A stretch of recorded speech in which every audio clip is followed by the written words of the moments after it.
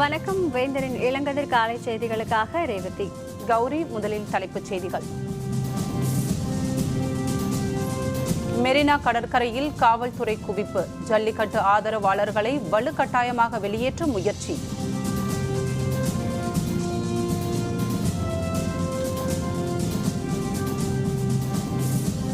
தமிழகம் முழுவதும் காவல்துறை நடவடிக்கை. போராட்டக்காரர்களை கலைக்க முயற்சி.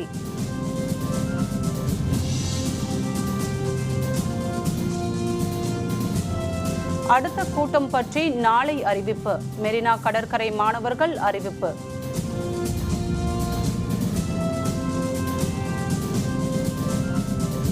போராட்டத்தை மார்ச் 31 வரை ஒத்திவையுங்கள்.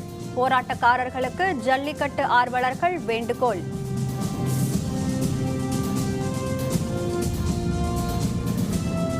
பேரவை கூட்டத்தொடர் இன்று தொடக்கம்.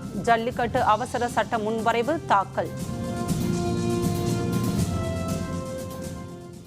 சென்னை மெரினா கடற்கரையில் ஜல்லிக்கட்டு ஆதரவு போராட்டத்தில் ஈடுபட்டு வந்தவர்களை காவல்துறையினர் வலுக்கட்டாயமாக வெளியேற்றி வருகின்றனர். தமிழர்களின் வீர விளையாட்டான ஜல்லிக்கட்டுக்கு ஆதரவாக மதுரை அலங்காநல்லூர், சென்னை மெரினா கடற்கரை உள்பட தமிழகம் முழுவதும் பல்வேறு இடங்களில் பெருந்திரள் போராட்டங்கள் நடந்து வந்தன. யாருடைய தூண்டுதலும் இன்றி தன்னெழுச்சியாக மாணவர்கள், இளைஞர்கள், இளம் பெண்கள், மக்கள், குழந்தைகள் மழை, பனி, குளிர், வெயிலை பொருட்படுத்தாமல் இந்த போராட்டங்களில் ஈடுபட்டு வந்தனர். ஜல்லிக்கட்டு தொடர்பாக தமிழக அரசு அவசர சட்டம் கொண்டு வந்துள்ள போதும் நிரந்தர தீர்வு கேட்டு அறப்போராட்டம் நீடித்து வந்தது. இந்நிலையில் சென்னை மெரினாவில் நேற்றிரவு 5000த்திற்கும் அதிகமான காவல்துறையினர் குவிக்கப்பட்டனர். இன்று அதிகாலையில் கையில் ஒலிபெருக்கியுடன் காவல்துறையினர் போராட்டக்காரர்களை அமைதியாக கலைந்து செல்லுமாறு எச்சரித்தனர். போராட்டக்காரர்கள் அதற்கு மறுத்த நிலையில் கையில் தடிகள் எதுவுமின்றி மக்கள் கூட்டத்தில் புகுந்து அவர்களை அங்கிருந்து வலுக்கட்டாயமாக அகற்றும் பணியில் காவல்துறையினர் ஈடுபட தொடங்கினர். இதை எதிர்த்து போராட்டக்காரர்கள் முழக்கம் எழுப்பி கலைந்து செல்ல மறுத்த நிலையில் காவல்துறை தொடர்ந்து அவர்களை கூட்டம் கூட்டமாக வெளியேற்றி வருகிறது. இதனிடையே மயிலாப்பூர் காவல் துணை ஆணையர் பாலகிருஷ்ணன் மெரினா கடற்கரையில் திரண்டிருந்த ஆர்ப்பாட்டக்காரர்களுடன் ஒலிபெருக்கி மூலம் பேசினார். போராட்டத்தை கைவிட்டு அமைதியாக கலைந்து செல்லுமாறு அவர் கேட்டுக்கொண்டார். மூலமாக நிரந்தரமாக நொறுக்கப்பட்டிருக்கின்றன என்பதை நாம் எல்லாம் தயவு செய்து உணர்ந்து கொள்ள வேண்டும். இந்த ஒரு அடிப்படையிலே எந்த நோக்கத்திற்காக கடந்த 5 நாட்களாக 6 நாட்களாக நீங்கள் அமைதியுடன் போராடி வருகின்றீர்களோ அந்த ஒரு போராட்டத்திற்கு இதைவிட ஒரு பெரிய வெற்றி கிடைப்பதற்கு வாய்ப்பில்லை என்பதுதான் எங்களுடைய கருத்து. அமைதியாக கலைந்து செல்ல வேண்டும் என்று காவல்துறை சார்பாக உங்களுடன் வேண்டுகோளை வைக்கின்றோம். நாங்கள் காவல்துறை நண்பர்கள் யாருமே உள்ள வர மாட்டாங்க. நீங்க தயவு செய்து வாலண்டியர்ஸ் இருக்கீங்க. இந்த தருணத்தில் அமைதியாக அனைவரும் கலைந்து செல்லுமாறு உங்களை வேண்டுகோள் விடுத்து கேட்டுக்கொள்கிறேன். மெரினா கடற்கரையில் குவிந்துள்ள ஆர்ப்பாட்டக்காரர்களுடன் காவல்துறை ஒலிபெருக்கி மூலம் பேச்சுவார்த்தையும் நடத்தியது. பதிலுக்கு மாணவர்களும் பேச்சுவார்த்தை நடத்தினர். அரை நாள் அவகாசம் தந்தால் போராட்டத்தை திரும்ப பெற்று கலைந்து செல்வதாக மாணவர்கள் கூறினர். இருப்பினும் மாணவர்களின் கோரிக்கையை நிராகரித்த காவல்துறையினர் படிப்படியாக ஜல்லிக்கட்டு ஆதரவாளர்களை கடற்கரையிலிருந்து அப்புறப்படுத்தும் பணியில் ஈடுபட்டனர். அப்போது ஆர்ப்பாட்டக்காரர்கள் பலர் மயக்கமடைந்தனர். இதனால் மெரினா கடற்கரை முழுவதும் பதற்றம் நிலவி வருகிறது. ஆர்ப்பாட்டக்காரர்கள் பலர் கடலோரம் நின்று போராடுவதால் பதற்றம் மேலும் அதிகரித்துள்ளது.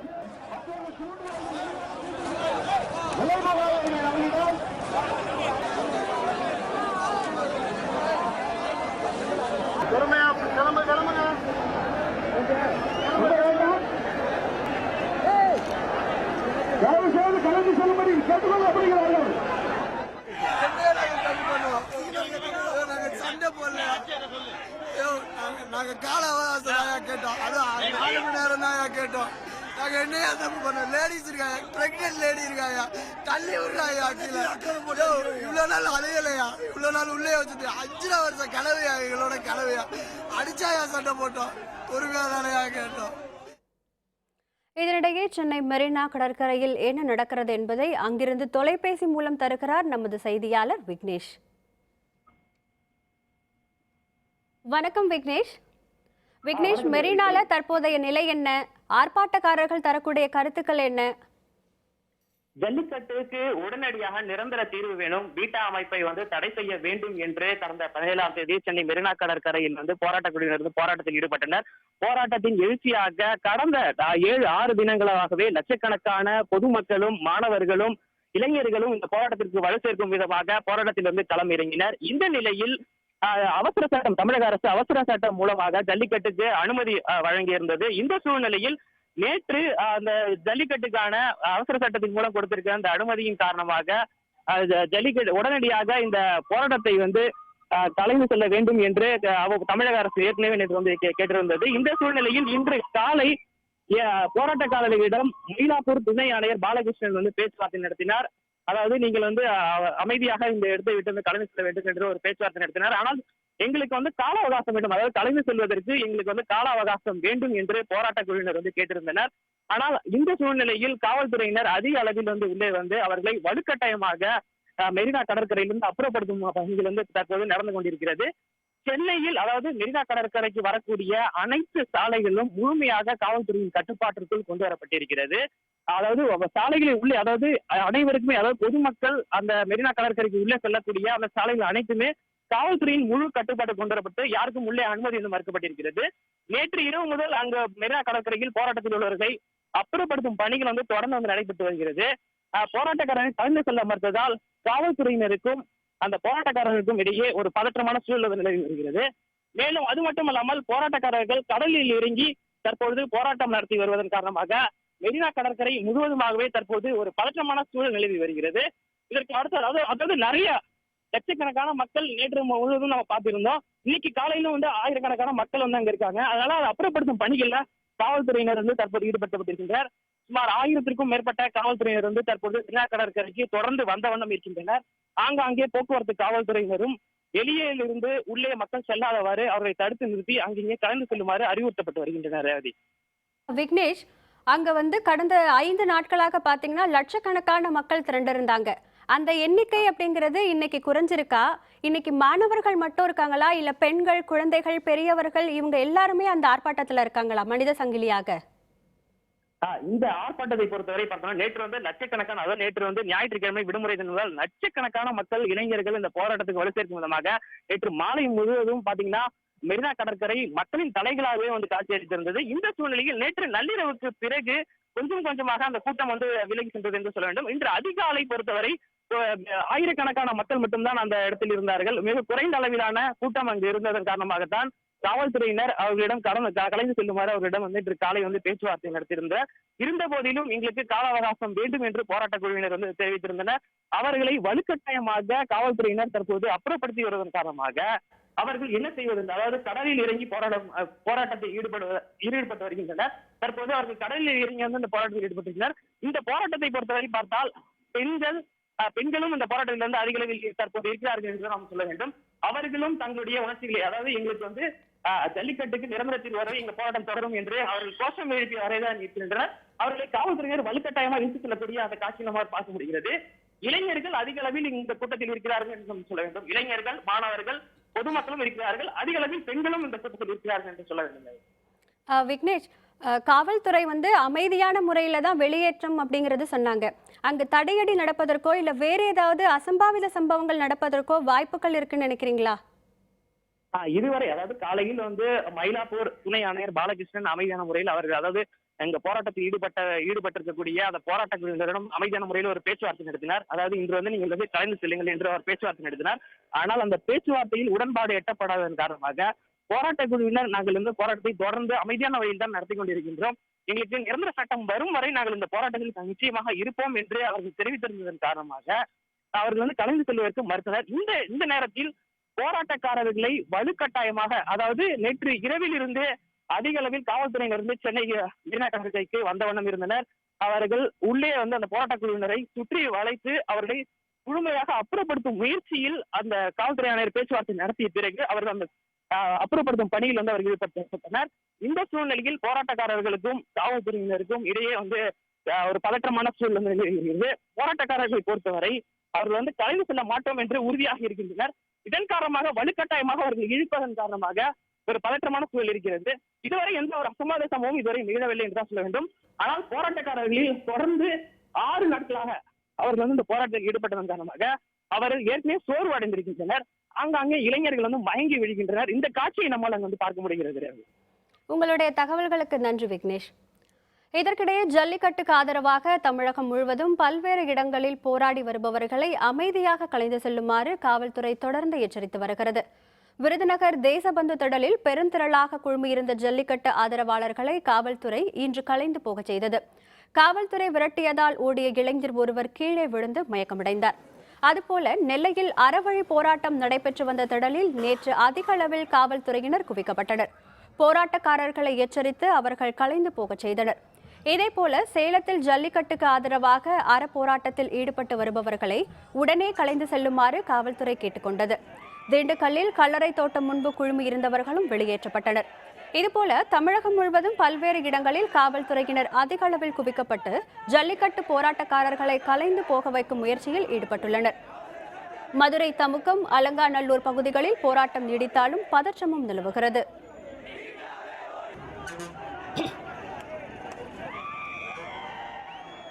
முன்னதாக ஜல்லிக்கட்டுக்கு ஆதரவான அடுத்த கூட்டம் பற்றி நாளை அறிவிக்கப்படும். அதுவரை போராட்டம் தொடரும் என சென்னை மெரினா கடற்கரையில் போராட்டம் நடத்தி வரும் மாணவர்கள் அறிவித்தனர். சென்னை மெரினாவில் ஜல்லிக்கட்டுக்கு ஆதரவாக பல லட்சம் பேர் தன்னெழுச்சியாக ஒன்றிணைந்து போராடி வருகிறார்கள். கொட்டும் பனியையும் பொருட்படுத்தாமல் நேற்றிரவும் பல லட்சம் பேர் மெரினா கடற்கரையில் தங்கியிருந்து ஆர்ப்பாட்டத்தை தொடர்ந்த நிலையில் அறப்போராட்டத்தில் ஈடுபட்டு வருபவர்களை கலைக்கும் முயற்சியில் காவல்துறை இறங்கியுள்ளது.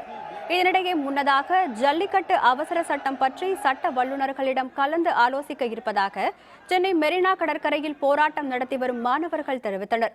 ஜல்லிக்கட்டுக்கு ஆதரவான அடுத்த கூட்டம் பற்றி நாளை அறிவிக்கப்படும். அதுவரை போராட்டம் தொடரும் எனவும் அவர்கள் கூறியிருந்தனர். சேலத்தில் சிறைப்பிடிக்கப்பட்ட ரயிலை மீட்பதற்காக அதிகாலை நேரத்தில் காவல்துறை மேற்கொண்ட பேச்சுவார்த்தை தோல்வியில் முடிந்தது. ஜல்லிக்கட்டுக்கு ஆதரவாகவும் பீட்டா அமைப்பை தடை செய்ய கோரியும் சேலத்தில் மாவட்ட ஆட்சியர் அலுவலகம் முன்பு இளைஞர்களும் மாணவர்களும் கடந்த ஒரு வார காலமாக இரவு பகல் பாராமல் போராட்டம் நடத்தி வருகின்றனர்.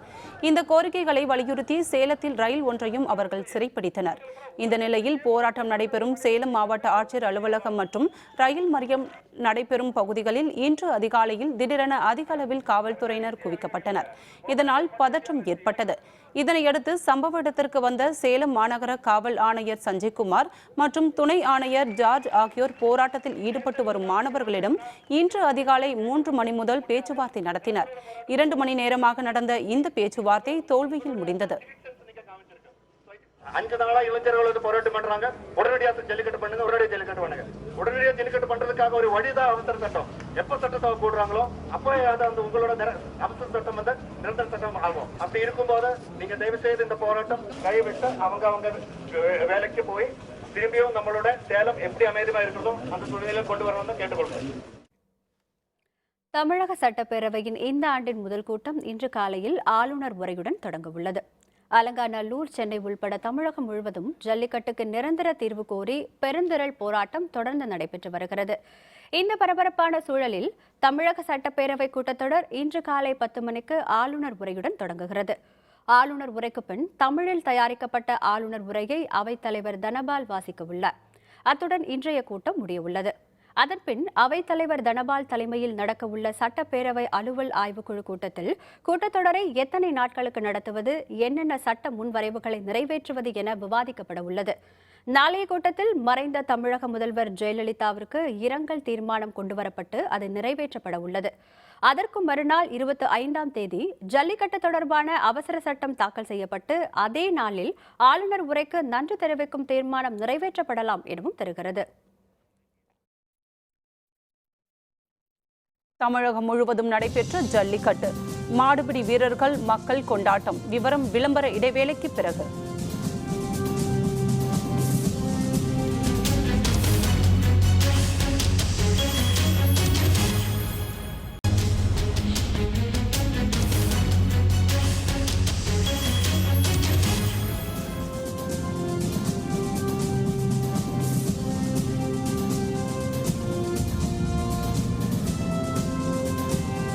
செய்திகள் தொடர்கின்றன. ஜல்லிக்கட்டு போராட்டத்தை வரும் மார்ச் 31ஆம் தேதி வரை ஒத்திவைக்க வேண்டுமென ஜல்லிக்கட்டு ஆர்வலர்கள் வேண்டுகோள் விடுத்துள்ளனர். ஜல்லிக்கட்டு நடத்துவதற்கான நிரந்தர சட்டம் நிறைவேற்றப்பட வேண்டுமென தமிழகம் முழுவதும் போராட்டம் நீடித்து வரும் நிலையில் ஜல்லிக்கட்டு ஆர்வலர்கள் சிலர் ஒன்றிணைந்து நேற்றிரவு சென்னையில் செய்தியாளர்களை சந்தித்தனர். அப்போது ஜல்லிக்கட்டு தொடர்பாக கொண்டுவரப்பட்டுள்ள அவசர சட்டம் தமிழர்களின் போராட்டத்திற்கு கிடைத்த 90% வெற்றி என காங்கேயம் காளை ஆய்வு அறக்கட்டளை நிர்வாகி கார்த்திகேய சிவசேனாதிபதி தெரிவித்தார். மாணவர்களுக்கு எங்களுடைய கோரிக்கை இந்த போராட்டத்தை சற்று தினங்களுக்கோ கிட்டத்தட்ட ஒரு மார்ச் 31ஆம் தேதி வரைக்கும் தள்ளி வைக்க வேண்டும். அப்படி தள்ளி வைத்துவிட்டு அரசாங்கம் கூறியது நடக்காமல் இருந்தால் அதற்கு பின் திருப்பியும் போராடலாம், அரசாங்கத்திடம் விண்ணப்பிக்கலாம், எல்லாமே செய்யலாம். நிச்சயமாக ஒரு நாட்டின் பிரதம மந்திரி 2-3 அமைச்சர்கள், முதலமைச்சர் எல்லாம் கூறியிருக்கும் பொழுது அவர்கள் செய்வார்கள் என்று நம்பி நாம் அமைதியாக இருந்து இப்பொழுது ஜல்லிக்கட்டு நடக்க வேண்டிய விஷயங்களை பார்க்க வேண்டும். ஒரு 2 மாதங்கள் கழித்து என்ன நடப்பது என்று பார்த்துவிட்டு அதற்கு பின் தேவை என்றால் நாம் போராடலாம். தமிழக அரசு கொண்டு வந்துள்ள அவசர சட்டத்தில் 3 விதிகளில் திருத்தம் கொண்டுவரப்பட்டுள்ளதாகவும் அதன் மூலம் பாதுகாப்பான ஜல்லிக்கட்டு நடத்த வழிவகை செய்யப்பட்டுள்ளதாகவும் ஜல்லிக்கட்டு பேரவைத் தலைவர் ராஜசேகரன் குறிப்பிட்டார். PCA ஆக்டில் 3 திருத்தங்களை மாநில அரசு பரிந்துரை பண்ணி மத்திய அரசு ஏற்றுக்கொண்டு கவர்னர் கையொப்பமிட்டிருக்கிறார். நமக்கு வேண்டியது பாதுகாப்பான ஜல்லிக்கட்டு சட்டம். அந்த சட்டம் ஓரளவுக்கு திருப்தி அளிக்கிற வகையில் அந்த சட்டம் நிறைவேற்றியிருக்கிறார்கள். நமக்கு மத்திய அரசு துணையோடு அந்த சட்டம் நிறைவேறியிருப்பதால் அதை நாம் வரவேற்று ஒரு நல்ல சூழ்நிலையை நம்மை பயன்படுத்தி கொள்ள வேண்டும். அவசர சட்டத்தில் கொண்டுவரப்பட்டுள்ள திருத்தங்கள் தெளிவாக்கப்படாததால் நேற்று வரை போராட்டம் தொடர்ந்ததாகவும் தமிழக முதல்வர் ஓ பன்னீர்செல்வம் நேரில் அழைத்து அளித்த விளக்கங்கள் திருப்தி அளிப்பதாகவும் வீர விளையாட்டு அமைப்பு செயலர் ராஜேஷ் தெரிவித்தார். 2009 Jallikattu regulation act 2014 supreme court ஜட்ஜ்மெண்ட்டில் அந்த வழக்கு செல்லாது. மத்தியில் ஒரு அரசில் வழக்கு இருக்கிறப்ப மாநில அரசு ஒரு வழக்கு போட்டால் ஒரு சட்டம் பாஸ் பண்ணால் அந்த சட்டம் செல்லாதுன்னு சொல்லி அந்த சட்டத்தை எடுத்துட்டாங்க. சட்ட வல்லுநர்களை ரொம்ப தெளிவாக அலசி ஆராய்ஞ்சு அதில் 254 கிளாஸ் 2ல் இந்த மத்தியில் ஒரு சட்டம் இருந்தாலும் மாநிலத்தில் ஒரு சட்டம் இயற்றினால் அந்த மத்தியில் இருக்க சட்டத்துக்கும் மாநிலத்தில் இருக்க சட்டத்துக்கும் முரணான கருத்துக்கள் இருந்தாலும் ஜனாதிபதி ஒப்புதல் இருந்தால் அந்த சட்டத்தை யாரும் தடை செய்ய முடியாது. ஜல்லிக்கட்டு தொடர்பான மாணவர்களின் போராட்டத்தை திசை திருப்ப முயற்சி நடைபெற்றதால் போராட்டத்திலிருந்து விலகிக் கொள்வதாகவும் மாணவர்கள் போராட்டத்தை ஒத்திவைக்க வேண்டுமெனவும் ஹிப்ஹாப் தமிழ் ஆதி வேண்டுகோள் விடுத்துள்ளார். எனக்கும் இந்த போராட்டத்துக்கு பார்த்தீங்கன்னா இது மாணவர்களுடைய போராட்டம். இதுக்கும் எனக்கோட பங்களிப்பு ஒரு 0.0001% தான். இந்த ஜல்லிக்கட்டு இப்போதைக்கே ஒரு சட்டமாக வந்துருச்சு. என்னை பொறுத்த வரைக்கும் வெற்றி அடைஞ்சிட்டோம். மாணவர்கள் தாராளமாக போராட்டத்தை கைவிடலாம், நிரந்தர வெற்றி தான். இப்போ இந்த விஷயம் கூடினது ஜல்லிக்கட்டு வேணுங்கிறதுக்காக, அதுக்காக மட்டும்தான் கூடியிருக்காங்க அப்படிங்கிறவங்க தாராளமாக டிஸ்பர்ஸ் ஆகலாம். வேலூர் மாவட்டம் அணைக்கட்டு அருகே நடைபெற்ற எருதுவிடும் விழா 1000க்கும் மேற்பட்ட மக்களை உற்சாகத்தில் ஆழ்த்தியது. வேலூர் மாவட்டத்தில் உள்ள புலிமேடு பகுதியில் நடைபெற்ற எருதுவிடும் விழாவில் 50க்கும் மேற்பட்ட எருதுகள் கலந்து கொண்டன. உள்ளூர் மட்டுமின்றி மாவட்டம் முழுவதிலும் இருந்து வந்திருந்த பெண்கள் உள்பட 1000க்கும் அதிகமான பேர் இதில் கலந்து கொண்டனர். முக்கிய வீதிகளின் வழியாக சீறி பாய்ந்த காளைகளை மாடுபிடி வீரர்கள், இளைஞர்கள் விரட்டிச் சென்று அடக்கினர். அதனை பெண்கள் உள்பட அனைத்து தரப்பினரும் உற்சாகமாக கண்டு ரசித்தனர். இதனிடையே ஏறு தழுவுதலுக்கு நிரந்தர சட்டம் இயற்றக் கோரி வேலூர் பழைய பேருந்து நிலையம் அருகே மாணவர்கள், இளைஞர்கள் உள்பட 1000க்கும் மேற்பட்டோர் தொடர் போராட்டத்தில் ஈடுபட்டு வருகின்றனர்.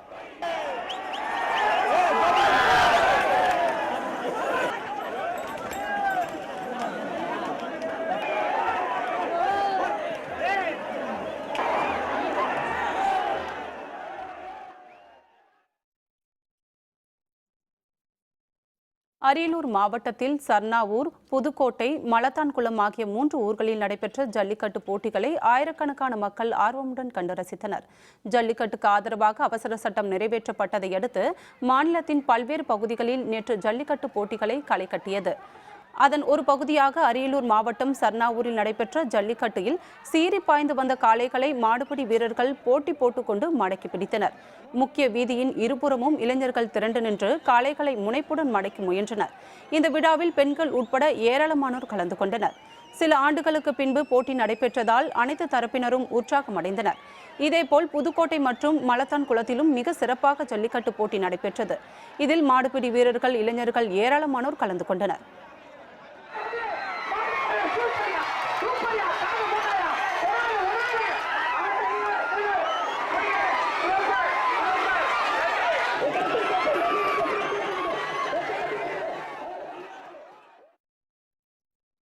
சிவகங்கை மாவட்டம் தேவக்கோட்டை அருகே நடைபெற்ற மஞ்சு விரட்டு போட்டியில் காளைகளின் கொம்பில் கருப்பு துணி கட்டி அவை களமிறக்கப்பட்டன. தேவக்கோட்டை அருகே சருக்கனி கிராமத்தில் நடைபெற்ற மஞ்சு விரட்டு போட்டியில் சுற்றுவட்டார பகுதிகளைச் சேர்ந்த ஏராளமான இளைஞர்கள் பங்கேற்றனர். 70க்கும் அதிகமான காளைகள் சீறி பாய்ந்து வர அவற்றை இளைஞர்கள் தீரத்துடன் அடக்கினர். ஜல்லிக்கட்டுக்கு நிரந்தர தீர்வு கிடைக்காததால் காளைகளின் கொம்புகளில் கருப்பு துணி கட்டி போட்டியை நடத்தியதாக கிராம மக்கள் தெரிவித்தனர்.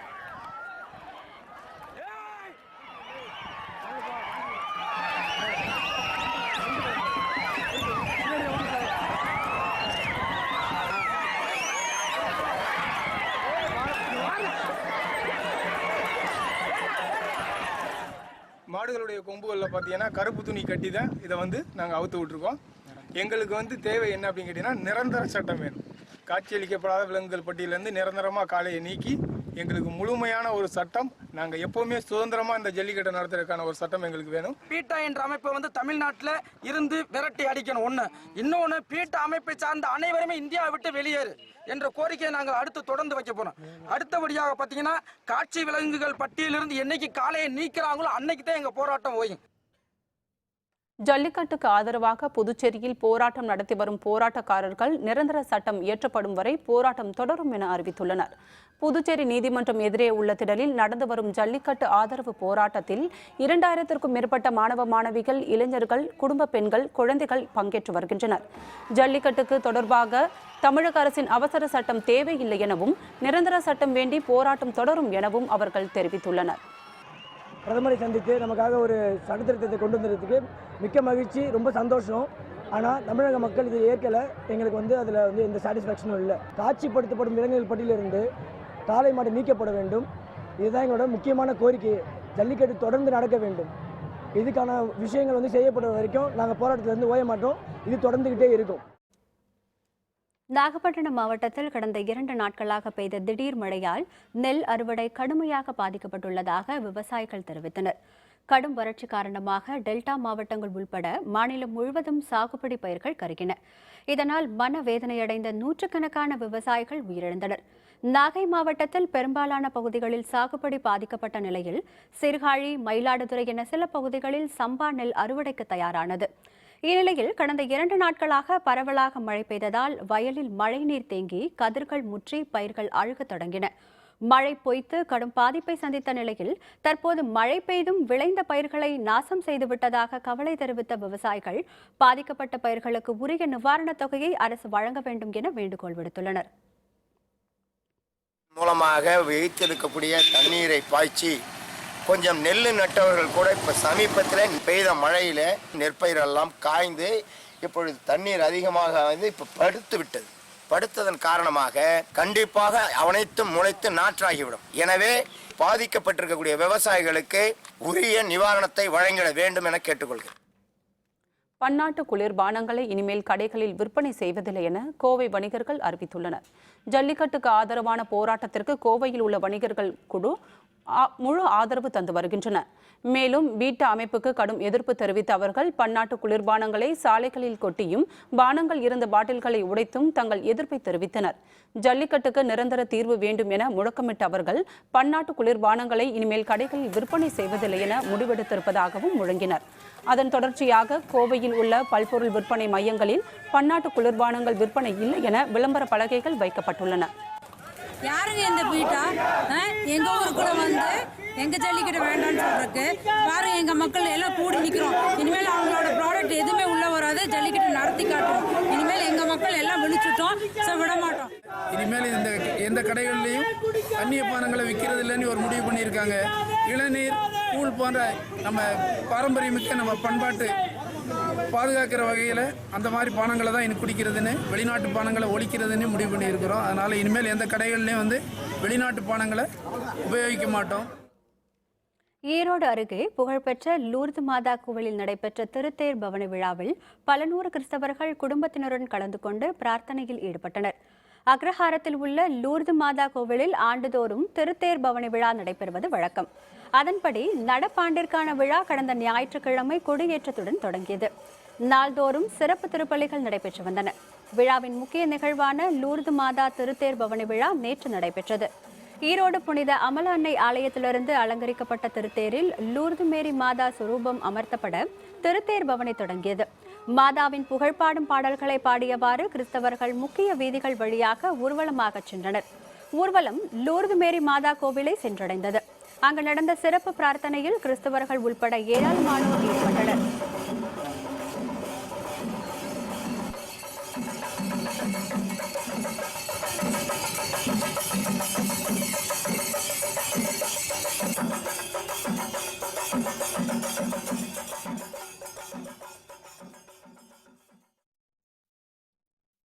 இந்தியாவுடன் மூன்றாவது ஒருநாள் போட்டி 5 ரன் வித்தியாசத்தில் இங்கிலாந்து வெற்றி. விவரம் விளம்பர இடைவேளைக்கு பிறகு.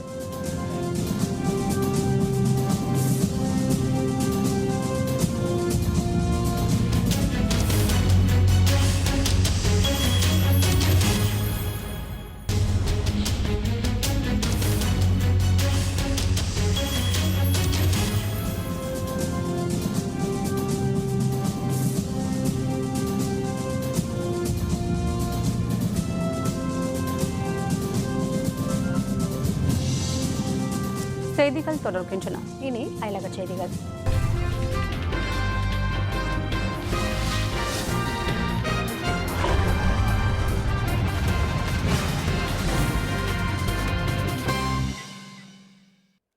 அமெரிக்காவின் மிசிசிப்பி மாகாணத்தில் வீசிய சூறாவளி காற்றுக்கு 4 பேர் பலியானார்கள்.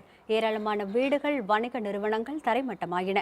இந்த சூறாவளி காற்று 25 மைல் நீளம், 1/2 மைல் அகலத்திற்கு கோர தாண்டவம் ஆடிச் சென்றது.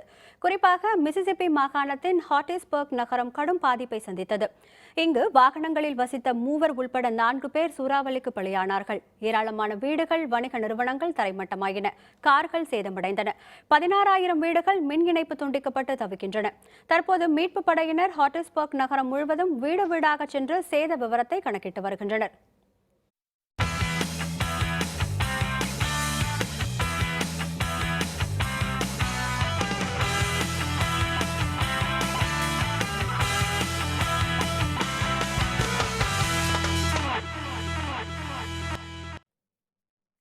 இங்கிலாந்துக்கு எதிரான மூன்றாவது ஒருநாள் போட்டியில் இந்திய அணி 5 ரன்கள் வித்தியாசத்தில் தோல்வியை தழுவியது. 3 போட்டிகள் கொண்ட ஒருநாள் தொடரில் முதல் 2 போட்டிகளில் இந்திய அணி வெற்றி பெற்று தொடரை கைப்பற்றிய நிலையில் 3வது போட்டி கொல்கத்தா ஈடன் கார்டன் திடலில் நேற்று நடந்தது. டாஸ் வென்ற இந்திய அணி இங்கிலாந்தை பேட்டிங் செய்ய பணித்தது. இங்கிலாந்து அணியின் Jason Roy, Jonny Bairstow, Ben Stoke ஆகியோர் அற்புதமாக ஆடி அரை சதம் கடந்தனர். இந்திய பந்து வீச்சாளர் ஹர்திக் பாண்டியா 3 விக்கெட்களை கைப்பற்றினார். 50 ஓவர்கள் முடிவில் இங்கிலாந்து அணி 8 விக்கெட்டுக்கு 321 ரன்களை எடுத்தது.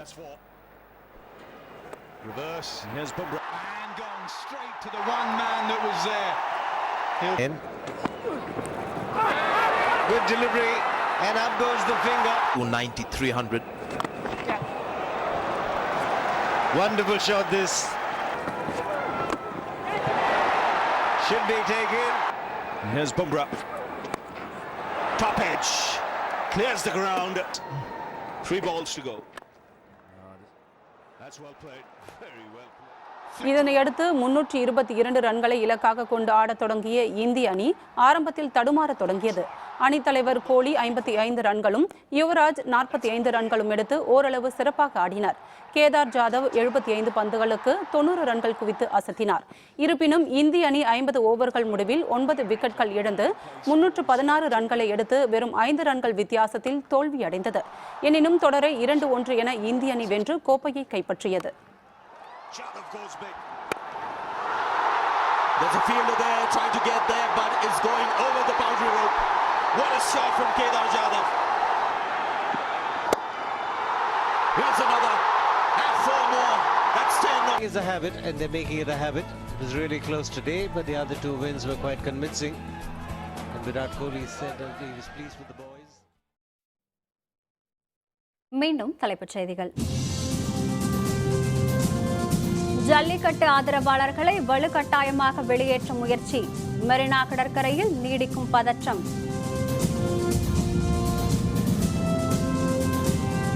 தமிழகம் முழுவதும் காவல்துறை நடவடிக்கை. போராட்டக்காரர்களை கலைக்க முயற்சி.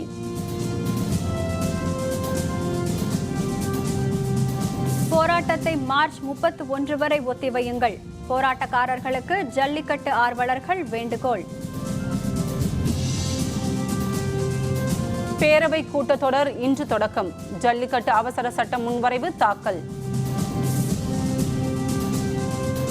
இத்துடன் வேந்தரின் இளங்கதிர் காலை செய்திகள் நிறைவடைந்தன. மீண்டும் பகல் 11 மணிக்கு வேந்தரின் இளங்கதிர் முற்பகல் செய்திகளில் சந்திப்போம். வணக்கம். வணக்கம்.